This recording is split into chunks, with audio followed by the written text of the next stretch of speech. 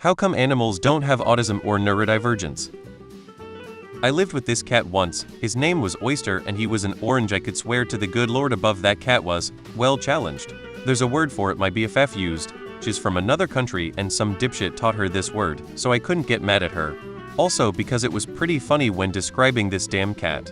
As the fantastic Mr. Fox would say, he was special. Why do you think they don't?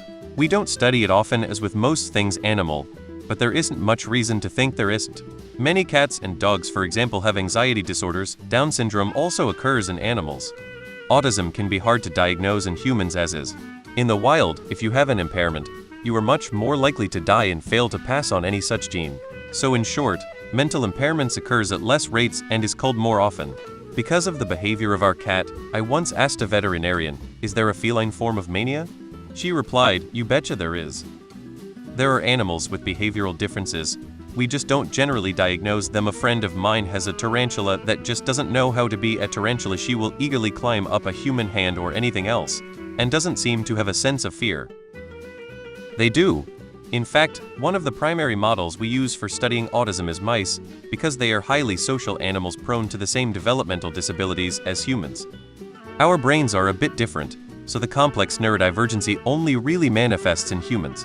Beyond that, a wolf with severe autism would die very quickly. Some snake breeders intentionally breed neurodivergence into their snakes because the gene associated with it makes the snake look pretty. I mean, they might be. Go ahead and ask a deer if they are neurodivergent, but I don't think you'll come away knowing. Have you ever interacted with a cat? Have you ever met a cat? Cats are all neurospicy. Human brains are pretty unusual, even compared to the brains of other animals that we are closely related to. The complexity of our brains makes us more susceptible to neurological disorders and differences.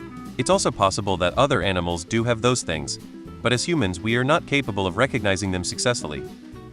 One of my cats has anxiety, and the other one for sure has ADHD. Elmo. We can't diagnose them, but humans are just another species of animals, so yeah, oh, and a fake we for sure know that animals can be depressed. How do you know they don't? My cat is some sort of idiot savant.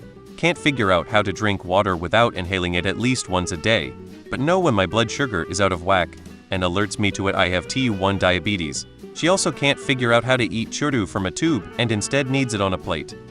Cats are basically autism, the creature. How would we know if they did? Chances are animals do have a form of autism, but at a much lesser rate. Evolution lifestyle of animals wouldn't allow for much autism to survive. As far as neurodivergence, there's no way to know. It also isn't something with a technical medical diagnosis or test. It basically means people who think and respond differently than normal, and it comes with strengths and weaknesses. From what I've seen of people who call themselves neurodivergent, they really are just on the spectrum, or just trying to be different for the sake of what new and cool. Maybe they do. I agreed with most of the other commenters. I'm sure animals have their issues, but ASD also has a lot to do with high-level social interactions and executive functioning. Many, if not most, animal brains don't have the capability for the same level of executive function that humans do. Pack animals that have problems with social interactions would soon die. Solitary animals probably check a few boxes for autism, but it's not a problem for them.